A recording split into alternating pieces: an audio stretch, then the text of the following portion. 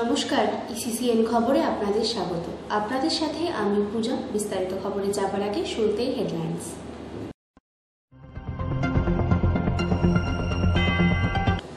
সেবকে coronation সেতু থেকে তিস্তা নদীতে ঝাঁপ শিলিগুড়ির এক যুবকের।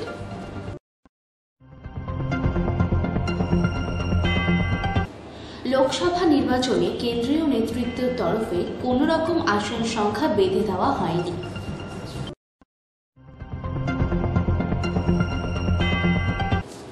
শিলিগুড়ি বিধান মার্কেটের রাস্তা দখলমুক্ত করতে অভিযানে নামল বিধান মার্কেট ব্যবসায়ী সমিতি। আসছি বিস্তারিত খবরে। সেবকে করোনেশন সেতু থেকে তিস্তা নদীতে ঝাঁপ শিলিগুড়ির এক যুবকের নাম গৌরাঙ্গ মণ্ডল, দক্ষিণ শান্তিনগরের বিনয় মোড় এলাকার বাসিন্দা। বুধবার সকালে বাড়ি থেকে বের হয় যুবক। এরপরই দুপুরে এক আত্মীয়কে ফোন করে আত্মহত্যা করছে বলে জানায়। এর কিছুক্ষণের মধ্যে গৌরাঙ্গ সেতু থেকে তিস্তা নদীতে ঝাঁপ দেয় বলে জানা গিয়েছে। ঘটনার খবর পেয়ে সেবক রওনা দেয় পরিবারের সদস্যরা। যদিও আত্মহত্যার পিছনে কী কারণ রয়েছে তা জানা যায়নি। ইসিসিএন খবর দিনহাটা। লোকসভা নির্বাচনে কেন্দ্রীয় নেতৃত্ব তরফে কোনো রকম আসন সংখ্যা বেঁধে দেওয়া হয়নি।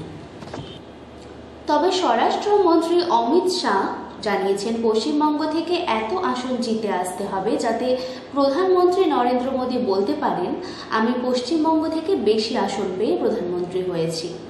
বৃহস্পতিবার শিলিগুড়ির একটি হোটেলে সাংবাদিকদের মুখোমুখি হয়ে একথা জানান রাজ্য বিজেপি সভাপতি তথা সাংসদ সুকান্ত মজুমদার।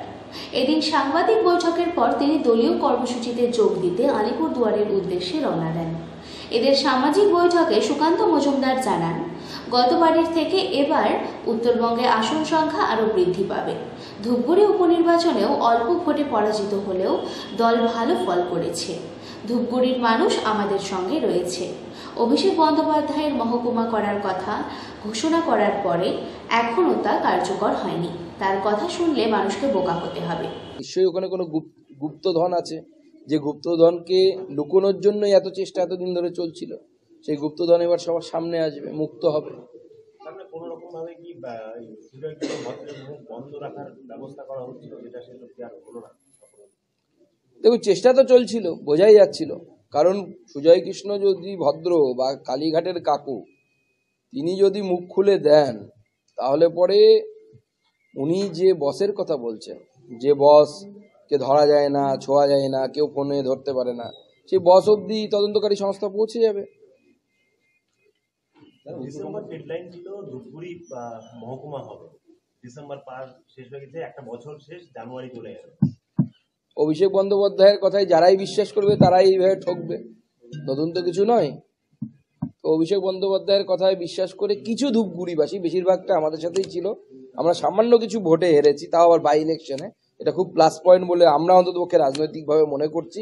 এবং আগামী লোকসভা নির্বাচনে দেখতে পাবেন যে এই ধূপগুড়ি বিধানসভা থেকে ভারতীয় জনতা পার্টি হিউজ লিড পাবে।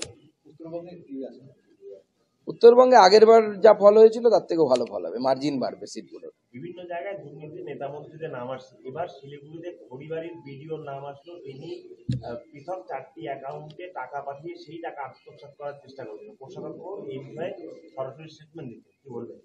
এই ভিডিওর বিরুদ্ধে তদন্ত হওয়া উচিত এবং তার সাসপেনশন হওয়া উচিত, জেলেও যাওয়া উচিত। ভিডিও যদি চোর হয়ে যায়, এত টাকার মাইনের চাকরি করেও এরা যদি সাধারণ গরিব মানুষের টাকা চুরি করার জন্য এরা এগিয়ে আসে বা এরা উদ্গ্রীব হয়, তাহলে সমাজের কোন জায়গায় অধঃপতন হয়ে গেছে সেটা ভাবতে হবে আমাদেরকে। তো সব থেকে পশ্চিমবঙ্গে যত বড় বড় চাকরি আছে তার মধ্যে পশ্চিমবঙ্গ ক্যাডারের সব থেকে বড় চাকরি একজন বিডিওর চাকরি। এত মাইনে পাওয়ার পরে যদি এই কাজ করে তাহলে তো খুব চিন্তার বিষয়। গতকাল বালাগড়ের বিধায়ক মনোজিৎ ব্যাপারীর যে দলীয় অফিস, সেখানে ভাঙচুর হয়েছে। তিনি কয়েকদিন থেকে স্থানীয় এক নেত্রীর বিরুদ্ধে কথা বলার পর উনি এক ওনার যুবনেত্রীর বিরুদ্ধে অভিযোগ করছেন, যিনি নাকি আবার বন্দুক নিয়ে ঘুরে বেড়ান বা বন্দুকালা বডিগার্ড নিয়ে ঘুরে বেড়ান। মনোরঞ্জন ব্যাপারী তো বলছেন উনি নাকি সিকিউরিটি গার্ড ছাড়া গেলে তার মৃত্যু পর্যন্ত হতে পারে, এই ধরনের আশঙ্কা করছেন। তাহলে বলাগড়ের সাধারণ মানুষের অবস্থা ভাবুন। মনোরঞ্জন ব্যাপারী শুধু একজন বিধায়ক নন, একজন সাহিত্যিক, পুরস্কারও পেয়েছেন বাংলাদেশ থেকে তারাকে এপারে আসা ব্যক্তি। তো সে নিজে বিধায়ক হয়ে, একজন সাহিত্যিক হয়ে, বিশিষ্ট ব্যক্তি হয়ে জীবন তার সুরক্ষিত নয় তৃণমূল কংগ্রেসের অপর এক নেত্রী দ্বারা, তাহলে বলা করে সাধারণ মানুষদের কি অবস্থা ভাবুন, যারা বিজেপি করে তাদের অবস্থা কি ভাবুন। আব্দুল করিম চৌধুরী অভিষেককে বাচ্চা বলে কটাক্ষ করেছে, পাশাপাশি কুণাল ঘোষকে বহিষ্কার করার কথাও তিনি জানেন। করিম সাহেব মাঝে মাঝে মাথা খারাপ হয়ে যায়, মাঝে মাঝে বিদ্রোহ করে, আবার চুপ করে যান। এখন বুঝতে পারছি না আমরা বিদ্রোহটা কি সত্যিকারের বিদ্রোহ, নীতিগত বিদ্রোহ, নাকি মন্ত্রিত্ব পাওয়ার জন্য চেঁচামেচি। আমাদের মন্ত্রিত্ব পেয়ে গেলে চুপ হয়ে যাবেন। রাজ্য নেতৃত্বের উপরে অনাস্থা কেন্দ্রে, ফলে বিজেপির 7 মোর্চাতে কেন্দ্রীয় নেতৃত্ব ভোটের সময় নজরদারি করবেন, বলবেন কে বলেছে এগুলো খবর আপনাদেরকে? কারা দেয়? বাংলার সংবাদ সংস্থা হয়ে এই যে ভুল খবর আপনারা ছাপেন। যে লিস্ট বেরিয়েছে সেটা হচ্ছে কেন্দ্র যুব মোর্চার ইনচার্জ কারা হবে। কেন্দ্রীয় যুব মোর্চার ইনচার্জ সুনীল বানসাল, তরুণ চুগজি, প্রত্যেক জিএসকে কেন্দ্রীয় যে মোর্চা তার ইনচার্জ করা হয়েছে। ভারতীয় জনতা পার্টির পশ্চিমবঙ্গ শাখার ইনচার্জ করা হয়নি। ভারতীয় জনতা পার্টির পশ্চিমবঙ্গ শাখার ইনচার্জ আলাদা আছে, পশ্চিমবঙ্গ রাজ্য কমিটি থেকে আছে।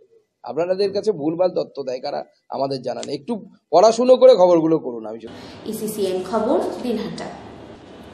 শিলিগুড়ি বিধান মার্কেটের রাস্তা দখলমুক্ত করতে অভিযানে নামল বিধান মার্কেট ব্যবসায়ী সমিতি।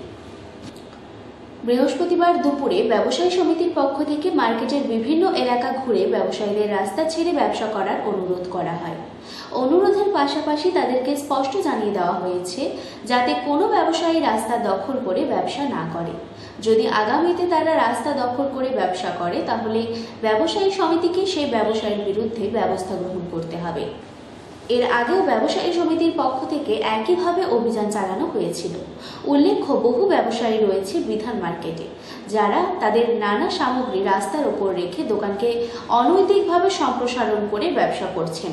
তাদের বিরুদ্ধেই এই অভিযান চলে। ইসিসিএন খবর দিনহাটা। ফের লাইনচ্যুত হল বোঝাই টয় ট্রেন। এই নিয়ে 3 দিনে দুবার একই জায়গায় লাইনচ্যুত হল পর্যটক বোঝাই টয় ট্রেন। ঘটনায় চাঞ্চল্য ছড়িয়েছে পর্যটকদের মধ্যে। জানা গিয়েছে বৃহস্পতিবার দার্জিলিংয়ের কাকঝোড়ার কাছে লাইনচ্যুত হয় টয় ট্রেনটি। সেই সময় স্টিম ইঞ্জিন চালিত ওই ট্রেনটি ঘুম থেকে দার্জিলিংয়ের উদ্দেশ্যে যাচ্ছিল। ঘুম স্টেশন থেকে পর্যটকদের নিয়ে বের হতে লাইনচ্যুত হয় ট্রেনটি। দার্জিলিং হিমালয়ান রেল কর্তৃপক্ষ সূত্রে জানা গিয়েছে সেই সময় ট্রেনটিতে দেশ বিদেশের মিলিয়ে 59 জন পর্যটক ছিলেন। পরে সমস্ত পর্যটকরা গাড়ি ভাড়া করে দার্জিলিংয়ের উদ্দেশ্যে রওনা দেন। বারবার এই ধরনের টয় ট্রেন লাইনচ্যুত হওয়ার ঘটনায় ক্ষোভের সঞ্চার হয়েছে পর্যটকদের মধ্যে। ইসিসিএন খবর দিনহাটা। শৌচকর্ম করতে গিয়ে জলে ডুবে মৃত্যু পৌরের। বৃহস্পতিবার জলে ডুবে মৃত্যু হলো এক বৃদ্ধের। জানা যায় মৃত ওই বৃদ্ধের নাম কর্ণদেব রায়। তার বাড়ি ময়নাগুড়ি ব্লকের খাগড়াবাড়ি 2 গ্রাম পঞ্চায়েতের দাড়িকামারি এলাকায়। পরিবার সূত্রে জানা গেছে মৃত বৃদ্ধ গতকাল বিকেল থেকেই বাড়ি থেকে বের হয়। যেহেতু সে কীর্তন করে তাই বাড়ির লোক ভেবেছেন যে কোনো কীর্তনে গেছেন, কিন্তু ভোরে বাড়ির লোক তার ঘর দেখতে গেলে দেখেন ঘর বন্ধ। ঘরের মধ্যেও বিছানা ঠিকমতো ছিল। এরপর খোঁজ খবর শুরু করলে বাড়ির পাশের এক ডোবায় দেহ দেখতে পান। এরপর পুলিশকে খবর দিলে তারা গিয়ে দেহ উদ্ধার করে ময়নাগুড়ি গ্রামীণ হাসপাতালে নিয়ে গেলে কর্তব্যরত চিকিৎসক তাকে মৃত বলে ঘোষণা করেন। পুলিশ দেহটি উদ্ধার করে ময়নাতদন্তের জন্য মর্গে পাঠিয়েছেন। যে মারা গেছে কে হয় আপনার? আমার কাকা। কাকা কি নাম? কর্ণদেব রায়। কর্ণদেব রায়। বয়স কত? বয়স 72 বছর। বাড়ি? বাড়ি গ্রাম হচ্ছে দাড়িকামারি, পোস্ট টেকারলি। কিভাবে ঘটনাটা ঘটলো যদি বলেন?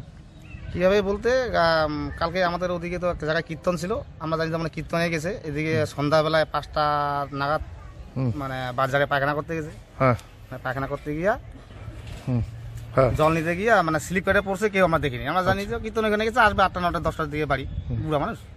তখন দেখি দুবার যেরকম কালকে সন্ধ্যাবেলায় দেখলাম ওই রকমই আছে, আসতে সকালে বিছানাতে উঠে দেখি ওই রকমই আছে। তখন আরে আসে নেই, ওদিকে গেলাম খুঁজতে নাই। তারপর ওদিকে এদিকে সেদিকে সবাই লোকজন ওদিকে গেছে, যাই দেখে আরে একটা লোকের মতো দেখা যাচ্ছে। তখন ওই যাই দেখি মানে নাড়াচাড়া তো করি নাই, এমনিতে দেখতেছি মোড়া মানুষের মতো। তারপর প্রধান পঞ্চায়েতকে জানালাম, জানানোর পরে এই তো নিয়ে আসলো। ওটা কি পুকুর না ডোবা? এমনি এসে ছোট একটা কালভার আছে, কালভারের এখানে। মানে ওটা কি ডোবা না পুকুর? না না, ডোবা। ইসিসিএন খবর দিনহাটা। প্রশাসনের সামনে জল ভরাট সহ একাধিক অভিযোগ বিজেপির পরিষদীয় দলের পক্ষ থেকে। তৃণমূল কংগ্রেস পরিচালিত মালদার ইংরেজ বাজার শহরে ধিক্কার মিছিল। শহর বজ্রময় হয়ে রয়েছে। প্রশাসনের সামনে জল ভরাট সহ একাধিক অভিযোগ বিজেপির পরিষদীয় দলের পক্ষ থেকে। তৃণমূল কংগ্রেস পরিচালিত মালদার ইংরেজ বাজার শহরে ধিক্কার মিছিল। বিজেপির পক্ষ থেকে ইংরেজ বাজার পৌরসভা ঘেরাও। উপস্থিত ইংরেজবাজার পৌরসভার বিরোধী দলনেতা অম্লান ভাদুড়ী, বিজেপির দক্ষিণ মালদা সাংগঠনিক জেলার সভাপতি পার্থসারথী ঘোষ সহ জেলা বিজেপি নেতৃত্ব। এদের মালদার ইংরেজবাজার শহরের বাথ রোডে বিজেপি দলীয় কার্যালয় থেকে কয়েকশো বিজেপি কর্মী সমর্থক মিছিল বের করে। ওটা ইংরেজবাজার শহর মিছিল ঘুরে পুরসভার সামনে বিক্ষোভ দেখায়।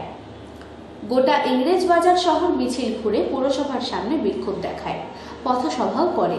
এরপর 12 দফা দাবিতে ইন্দ্রবাজার পৌরসভার চেয়ারম্যান কৃষ্ণনারায়ণ চৌধুরীর কাছে স্মারকলিপি জমা দেয়। ইংরেজবাজার পৌরসভার বিরোধী দলনেতা বিজেপির অম্লান ভাদুড়ীর অভিযোগ, শহরের পাশে জল ভরাট হচ্ছে, শহর বজ্রময় হয়ে রয়েছে, স্থানীয় ডাম্পিং গ্রাউন্ডের ব্যবস্থা নেই, স্থায়ী ডাম্পিং গ্রাউন্ডের ব্যবস্থা নেই। কেন্দ্র থেকে টাকা আসলে সেই টাকা খরচ করতে ব্যর্থ পৌরসভা। পুরো পরিষেবা পাচ্ছে না সাধারণ মানুষ। আমরা চেয়ারম্যানের কাছে লিখিতভাবে স্মারকলিপি জমা দিয়েছি। এই দাবি নির্দিষ্ট সময়ের মধ্যে পূর্ণ না হলে আগামী দিনে বৃহত্তর আন্দোলনে নামব।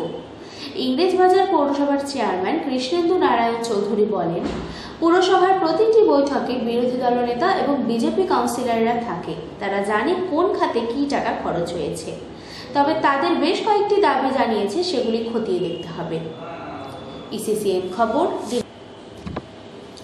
ইসিসিএন খবর এখনকার মতো এখানেই শেষ হলো। আপনারা দেখতে থাকুন ইসিসিএন খবর, সবার মাঝে সবার সাথে।